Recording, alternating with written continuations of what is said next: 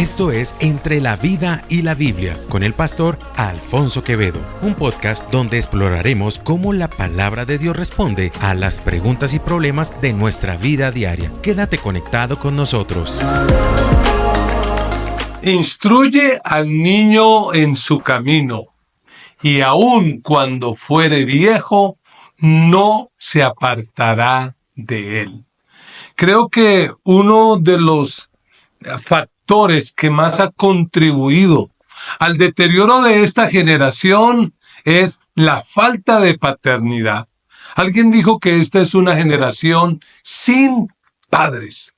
Y bueno, para hablar de este tema, está con nosotros el pastor David René Lazo, ministro ordenado de las Asambleas de Dios. En nuestra iglesia dirige el ministerio de Hombres de Valor, Exploradores del Rey, otro distrito. Bueno, y además de todo tiene que cargar con un problema, y es ser el yerno del pastor. Él y César van a escribir un libro que se titula ¿Cómo casarse con la hija del pastor y sobrevivir en el intento? Hola David, bendiciones. Pastor, gracias. Yo creí que la invitación era para eso, para la charla de cómo ganarse al suegro o al pastor de la iglesia. Bien, pastor, qué bendición poder compartir este espacio con usted y poder compartir parte de las historias personales, pero también la de los padres. Bueno, aunque lo hemos visto en el culto, en el púlpito, en diferentes escenarios, probablemente algunos no sepan quién es David. ¿Quién es David? ¿Es casado? ¿Ya dijimos eso? Sí, ya lo dijimos. Con Pau cumplimos este año 18 años de casados. Wow. Estamos cumpliendo en estos días 23 años de noviazgo. Y lo celebramos también. 23, bueno, sí. Esas cuentas no me dan. Ahí vamos. Sí, es que los primeros meses fue como no oficial. Pirata. Sí. Sí, soy padre de 2 niños, uno de 12 años y el otro de 7 añitos. Estamos muy ¿Eres bendecidos. hijo de pastor? Hijo de pastor. Bueno. Y la historia empieza por ahí. ¿Cómo fue esa experiencia de haber crecido en un hogar ministerial, con un papá, frente a una iglesia, con una familia pastoral? Cuéntenos algo de eso. Eso es muy normal, problemas normales de una familia cristiana y ministerial. Pero algo que me marcó muchísimo la vida, pastor, es el testimonio, el ejemplo de mi padre, de mi madre, pero especialmente mi padre, porque lo dijiste al inicio, ¿no? Los padres marcan a los hijos y mi vida fue marcada mucho por él. Y lo digo, ¿por qué resalto esto? Porque mi padre fue huérfano desde los 4 meses de edad y él conoció al Señor a los 17 años. Y yo no sé cómo hizo el Señor con él, pero a pesar de cómo él vivió los sufrimientos, lo que le tocó, hizo un trabajo conmigo, yo lo califico muy bueno. Qué bueno, genial. ¿Cuántos hermanos? Somos 5 hermanos, tengo 3 hermanas y un hermano. Qué bueno. ¿Y en ese grupo qué lugar ocupa? Yo soy el tercero. No, yo soy el segundo. Mi hermana Heidi, mi persona, Dayana, Jessica y yo, el Felipe. Qué bueno. David prestó servicio militar. Ay, sí, ese era uno de los sueños que tenía, de conocer la milicia, conocer al ejército, e inclusive era una de las tendencias, y el Señor corrigió eso. El llamado fue mucho más fuerte, como el profeta Jeremías, que no pude resistirlo, y por eso estoy acá sirviendo al Señor, y me apasiona muchísimo. ¿Qué fue lo que le quedó de esa experiencia del servicio militar? La disciplina. La disciplina, hay que saber adquirir disciplina, cuesta, es difícil, pero es lo más importante. Y es que había una frase en mi casa que decía, o la disciplina se cumple o la milicia se acaba. Entonces creo que ahí empezó todo el mensaje de hay que adquirir más disciplina. Bueno, David, aunque creció en un hogar pastoral, ¿en qué momento de la vida realmente David puede decir, ahí yo le entregué mi vida a Jesús? Wow. Yo tuve el privilegio de conocer al Espíritu Santo a los 12 años, pastor. 12. A los 12 años. Es una historia muy bonita porque la casa donde vivíamos, que era la casa pastoral, ahí quedaba la iglesia. Y para salir a la calle teníamos que pasar por el templo. Y los días sábados para mí era muy harto, un día sábado, porque no podíamos ver televisión. Eso de los cuentos de los hermanos Grimm no lo pude experimentar. No. Cajón del diablo. No. Así que evitaba pasar al templo porque era fijo ayuno y oración toda la mañana. Pero un amigo me dijo, salga, salga. Y yo estaba saliendo y traté de salir sin que nadie se diera cuenta. Y las hermanas de esas de oración se dieron cuenta, venga para acá, ¿usted para dónde va? Y me llamaron, oraron por mí. Y sin estar buscándolo, sin entenderlo bien, vino el Espíritu Santo y me ministró. Y a partir de ese momento, lo que hace el Espíritu Santo me apasionó por su reino, por su voluntad. Y ahí empezó todo mi caminar en el Señor. Bueno, y aunque prestó servicio militar y dice que fue como una inclinación, ¿en qué momento el Señor le dice no? Militar no, Mm. obrero de Dios, siervo de Dios. Cuando yo estoy finalizando el bachillerato, le oro al Señor, yo quiero ir al ejército, Dios, permíteme ir al ejército. Pero por allá, finalizando el año, como en noviembre, cambié la oración. Señor, si es tu voluntad, permíteme ir al ejército. La cita la tenía el 27 de enero del siguiente año. Y el 7 de enero hubo una velada en la iglesia donde yo estaba allí compartiendo. Y toda la noche, y en eso a las 4:30 de la mañana, uno de mis pastores mentores, el pastor Jorge Ruiz, que estaba ministrando, pasamos varios adelante, y vino una palabra especial de parte del Señor a través de él. Me dijo, te voy a permitir ir al ejército, pero recuerda que tienes un compromiso conmigo. Wow. Así que 20 días antes sabía que iba a estar, pero sabía que después no iba a estar. Que tenía que orientarme en servir al Señor. Así que llegué con toda la seguridad. Una de las experiencias de sentir al Señor fue en el ejército. El miedo no lo sentí. El miedo a la soledad, a la oscuridad, a la guerra no la sentí. Fue una experiencia muy bonita porque el Señor estuvo allí. Qué bueno, qué bueno. ¿Y qué ha sido lo más difícil de esta experiencia? No de ser el yerno del pastor, sino estar casado con Paola. ¿Qué ha sido lo más difícil del matrimonio? Lo más difícil es los temperamentos. Somos totalmente opuestos. Ella es más extrovertida, yo soy más introvertido. Y pues cada uno tiene sus gustos, su forma de liderar, su paternidad. Y el compaginar eso y el hacer sincronía ha sido lo complicado.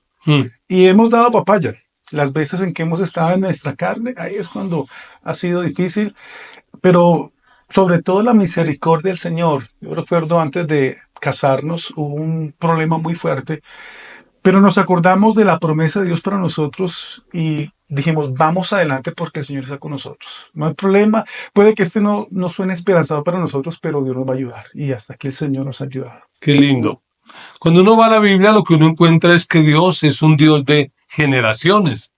Dios se presenta como el Dios de Abraham, de Isaac y de Jacob. Y lo que uno ve en esa cultura hebrea, en esa cultura judía, en esa cultura bíblica, es el rol tan determinante de la paternidad.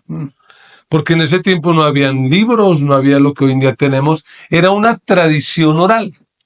Y a través de la tradición oral, Abraham transmitió a Isaac su fe. Isaac, a su vez, hizo lo mismo con Jacob, Jacob con sus hijos, y así pues se formó la gran nación hebrea, la nación, el pueblo de donde nació el Salvador. O sea, el rol de la paternidad es muy determinante. Pero ¿cómo ve David como pastor hoy en día ese aspecto en esta generación? ¿Realmente es esta una generación con padres o sin padres y por qué? Es una generación que busca el facilismo, pastor. Y lo que sea fácil y lo que cueste menos, pues eso lo asumen y se compra. Y en ese sentido, es una generación que no tiene padres por la decisión de los padres de no comprometerse con sus hijos. Y es una generación que necesita este llamado que probablemente a través de este tiempo queremos hacer a esta generación. Nosotros nos queremos comprometer. En parte está demostrado y nos quedan, en mi caso, años para demostrar que lo que decidimos y en el pasado decidimos está funcionando y funcionó. Pero sí lo creemos. Sí, de hecho, lo que uno ve esta generación, y parece chiste, pero es anécdota, es que en los parques uno ya no ve como antes. Un padre, una madre y muchos niños. Sino ven un padre, una madre, en el mejor de los casos, y 2 mascotas, 3 gatos, 2 perros, etcétera, etcétera. Pero parece que esta generación no quiere tener hijos. ¿Por qué será eso? ¿Qué piensa usted, David? El compromiso es muy importante, es exigente. Tiene un costo y el hacer una familia es lo que más cuesta. porque lo que hablamos anteriormente del matrimonio, el poder comprometernos con la pareja, el ponernos de acuerdo juntos, el aportar juntos, eso cuesta. Y pues una generación que no quiere invertir, que no quiere comprometerse, que no quiere nada de disciplina, y menos que quiere contar con Dios, pues obviamente las cosas no se van a dar de esa manera. Pero sí se requiere estos aspectos y así lo podemos ver. Lo doy como testimonio. Mi familia tuvo sus altibajos, pero parte del resultado del compromiso de mis padres soy yo, son mis hermanos. Así que sí se puede. Y ese es el reto que tenemos nosotros, como lo llamamos a veces, asumir ese legado que nuestros padres nos dejaron. Y el legado no es desperdiciarlo, no es malgastarlo, sino es aumentarlo. Y ese es el reto que tenemos. Y bueno, con la ayuda del Señor, así lo vamos a lograr. Parece que esta generación también se interesa mucho más en las cosas materiales, en el dinero, en el placer, en el bienestar, en la apariencia. Y tal vez por eso no quieren asumir la responsabilidad de ser padres o de tener hijos. Y algunos que lo hacen, pues de repente no están obedeciendo este texto con el que arranqué. Instruye al niño en su camino. No lo quieren instruir. Algunos, en el mejor de los casos, lo que hacen es criarlo. ¿Cuál es la diferencia entre criar e instruir, si es que la hay? Sí, podemos darle otros términos, ¿cierto? Podríamos hablar de informar, de formar y de transformar. Quizá el poder dar la información es muy fácil. Actualmente usamos la internet y damos clic y ahí tenemos toda la información.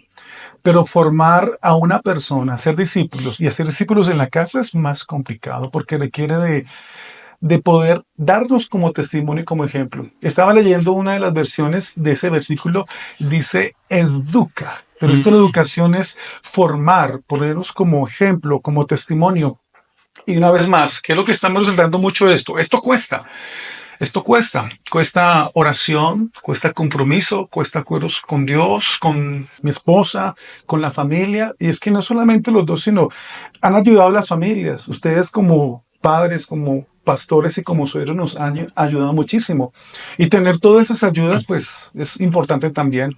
No están solos y para eso está la iglesia, para acobijar a las familias y que entiendan que no están solos. Los ministerios que tiene la iglesia de niños, Mission Kids, Castillo del Rey, Exploradores del Rey, ayudan a la familia, pero no es volcar la responsabilidad de estos ministerios, es yo me comprometo Lo a dices formar bien, a mis ¿no? hijos. Ayudan, porque algunos delegan la responsabilidad, sueltan el bulto sobre el colegio, la escuela, la iglesia y creen que eso es todo, ¿no? Yo escucho a veces padres, ya no tanto como antes en consejería, pero que su queja era, pero mi familia, ¿qué me reclama?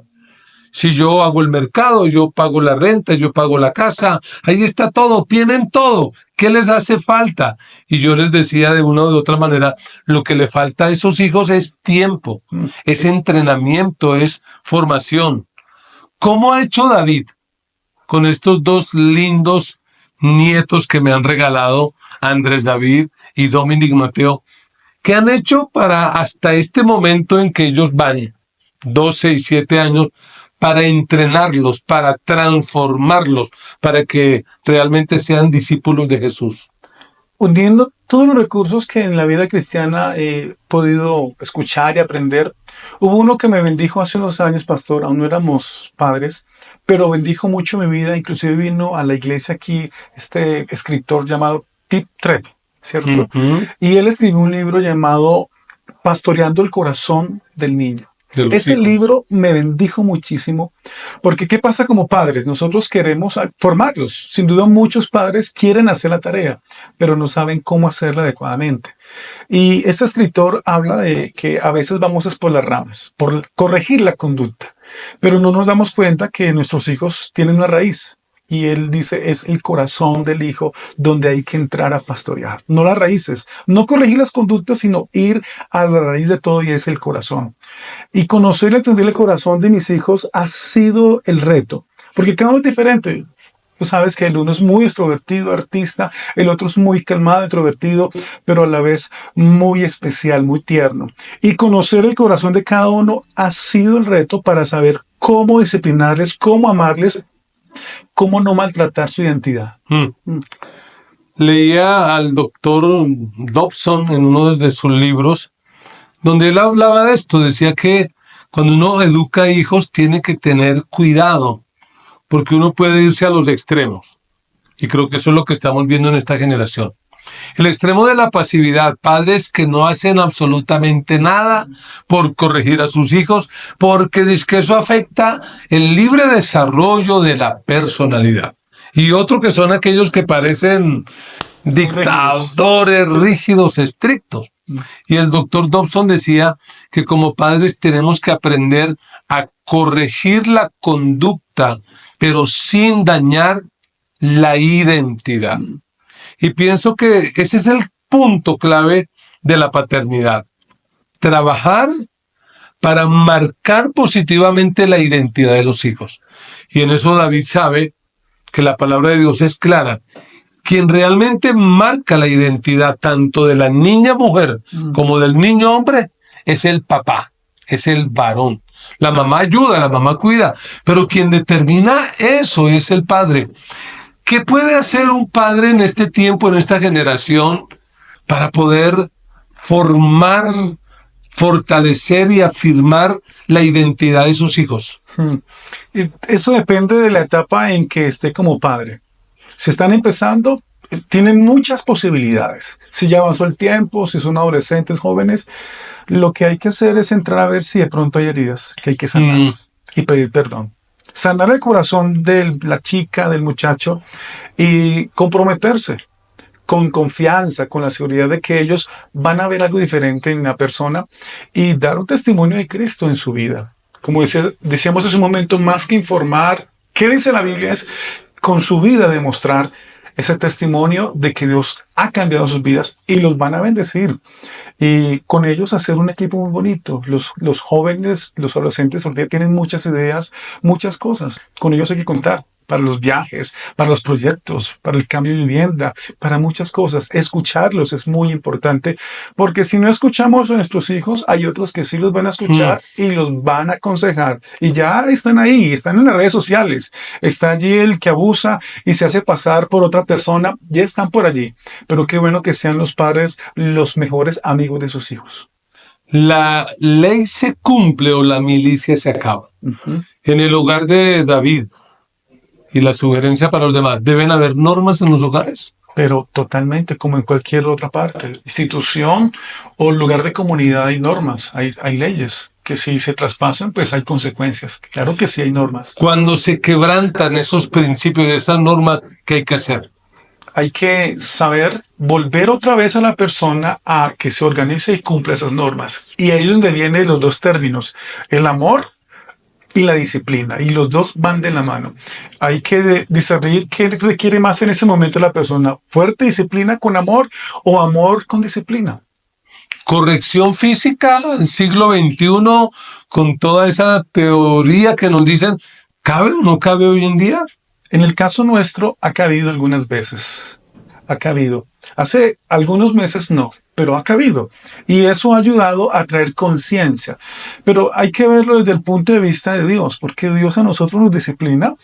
Como dice por ahí el dicho, Dios no castiga ni con palo ni con rejo, sino con el mismo pellejo. Dios sabe cómo tratar con nosotros. Dios sabe por dónde tocar. Y también se dice que Dios con su palabra nos habla, pero con las pruebas Él nos grita. Entonces Dios nos disciplina. Y si Dios así es su manera de poder formarnos, ¿por qué no asumir esa formación en nuestra familia también? El escritor de la carta a los Hebreos dice que no tengamos en poco la disciplina del Señor, que no nos amarguemos, que no nos frustremos, porque Dios es como un padre que ama a sus hijos y por lo tanto los disciplina. Yo he aprendido, y esta es mi postura, usted puede estar totalmente en desacuerdo, pero yo creo que la corrección física sí cabe. Solo que no creo que haya que hacerlo con ira para desahogar mi frustración en los hijos, pero sí cabe, y no por todo. Personalmente y por tantas cosas que leí y por esos 3 hijos que traté de instruir, creo que la corrección física cabe sin ira, cuando el hijo de manera abierta desafía la autoridad. Es decir, Cuando un hijo se pone de pie y le dice a la mamá, pues no lo hago, ¿y qué? Ay, se la ganó. O cuando con su actitud atenta contra su integridad o la de otra persona. Pero definitivamente sin ira. ¿Cómo es eso al interior de esta casa? Aquí entre nos, sin entrar en detalles. ¿Cómo ha sido eso cuando ha habido necesidad de la corrección física? ¿Ha sido conveniente, prudente? ¿Valió la pena, no valió la pena? Ha sido muy conveniente y hemos visto los resultados. Y esperamos de aquí a unos años ver los resultados. Y ha sido en proceso, ha sido en etapas. Primero ese llamado de atención, hey, ten cuidado. Si no escuchan, se les sube el tono, hey, te estoy diciendo que ten cuidado. Y se sigue la necedad, entonces recuerdas, y bajo lo que usted ha dicho, pastor, estás infringiendo esto que es importante, así que necesito que lo entiendas de otra manera, ya que por este lado no lo pudiste entender, lo vas a entender de esta manera. Tremendo, ¿no? Tremendo en esta generación. Pues hay que hacerlo. Yo soy una persona que vive muy preocupado por las nuevas generaciones, porque se está levantando una generación totalmente anárquica, que todo lo que represente autoridad, papá, maestros, policía, gobierno, hay que estar en contra de eso. Y nada más diabólico, eso es diabólico, ese es el principio del diablo, de levantarse en contra de la autoridad. Personalmente creo que la tarea más importante que un padre tiene que cumplir, y honramos también a las mujeres que tristemente por la falta de padres tienen que ser mujeres cabeza de familia, lo cual no debería ser, pero que definitivamente entiendan que el rol principal que en el caso de David, Paola tienen con Andrés y con Mateo, más que formar profesionales, más que niños físicamente fuertes y sanos, la tarea es hacer discípulos de Jesús. Porque el mandato es para nosotros. El hacer discípulos no es la tarea de la iglesia, es la tarea de nosotros en nuestras casas y tenemos que hacerlo. También, obviamente, los que son padres espirituales. ¿Qué consejo le daría a aquellos que no quieren tener hijos? Dele un consejo. Que se casan y dicen, no, hijos no. Hay unas promesas de Dios en la palabra muy bonitas y especiales. Una de ellas es el Espíritu Santo como promesa de Dios. Pero hay otra también que es de mucho impacto en el Salmo 127. Y dice, herencia de Jehová son los hijos tenidos en la juventud. ¿Qué me hereda Dios? Más allá de propiedades, fincas, títulos, viajes. La herencia de Dios son los hijos. Y lo que nos queda aquí en la tierra, después de que ya no estemos, son los hijos. Y ese legado espiritual del Evangelio en ellos. Y qué bueno poder ver en el cielo que ganamos personas para Cristo, pero que formamos una generación desde mi familia y que está sirviendo y extendió el reino del Señor, porque creyeron en Él. Es el mayor regalo. Otro consejo para aquellos que tienen hijos, pero que de repente son muy permisivos, les permiten que hagan lo que quieran. Un consejo para ellos.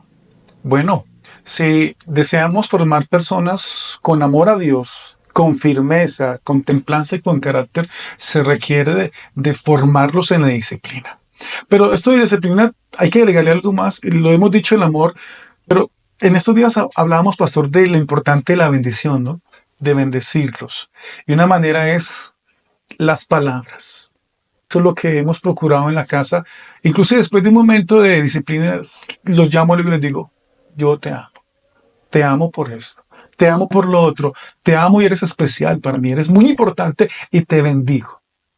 Y una palabra para aquellos que se van al extremo de mucha violencia, que viven frustrados y no hacen sino maltratar a sus hijos. No los corrigen, se desahogan en ellos. Y creo que ese desahogo es de generación atrás. Generación atrás. Eso creo que les pasó a la mayoría de personas sin conocer de Dios. Repiten la historia de cómo fueron criados. La historia del maltrato, del quemar las manos, de meterlos en una alberca, ese tipo de maltratos, no. Eso es dañar la identidad, dañar la fe de la persona, dañar la confianza en Dios como Padre protector. Así que ese es un extremo que hay que evitar. Si queremos que ellos conozcan del Señor, presentémosle a Dios desde el amor con nuestra vida, pero también desde la disciplina. Tremendo. Cuando yo veo la Biblia encuentro que Jesús presentó a Dios como Padre. Y recuerdo cuando ya Dios me regaló mis 3 hijos, surgió una canción de Dani Berríos, donde Dani Berríos en un clamor decía: Señor, yo quiero ser como tú, porque Él quiere ser como yo. Porque a mi hijito pequeñito se le metió en la cabeza de que quería llamarse como su papá, por eso se llama Samuel Alfonso. No fue mi idea, fue de él. Él quiso llamarse como el papá Alfonso. Y yo entendí, wow, eso es una responsabilidad tenaz.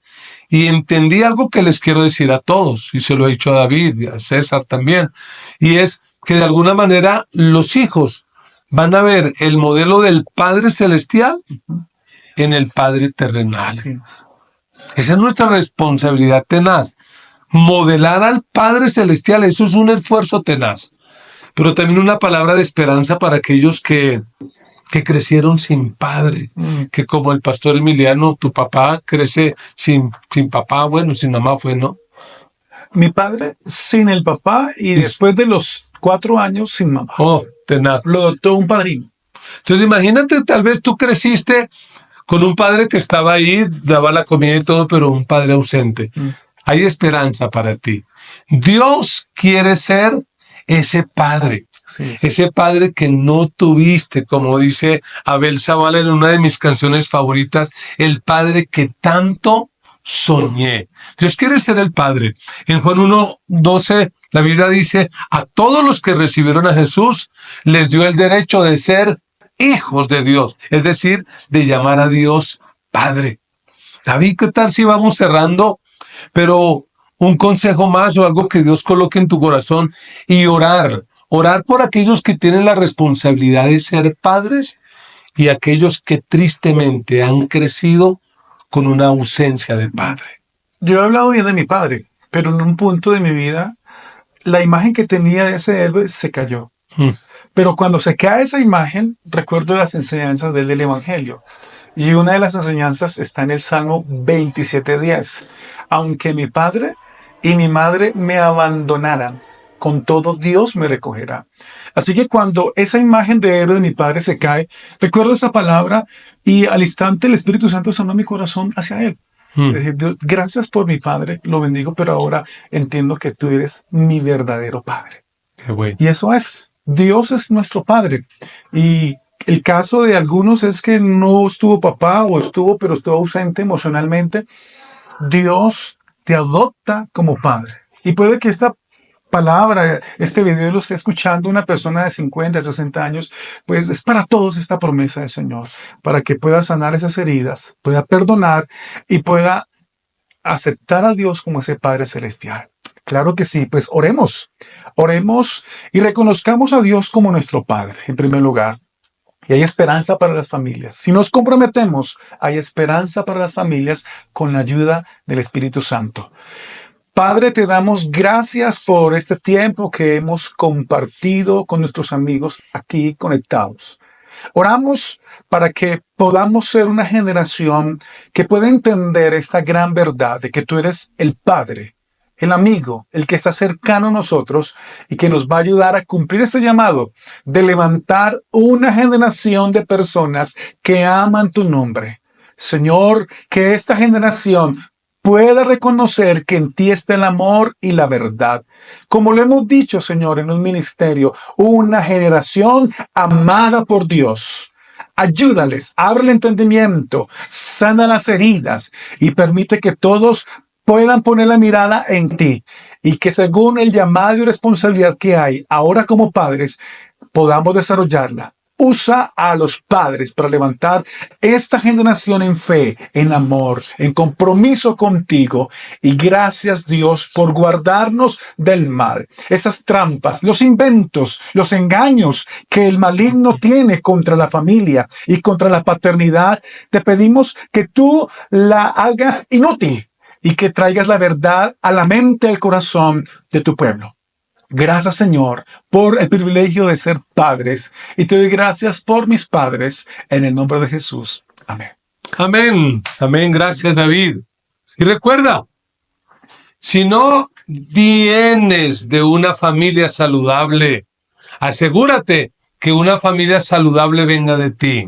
Si vienes de una generación sin padres, Asegúrate que tu generación sea una generación con buenos padres. Nos vemos en el próximo episodio. Chao, chao. Esto es Entre la Vida y la Biblia con el pastor Alfonso Quevedo, un podcast donde exploraremos cómo la palabra de Dios responde a las preguntas y problemas de nuestra vida diaria. Quédate conectado con nosotros.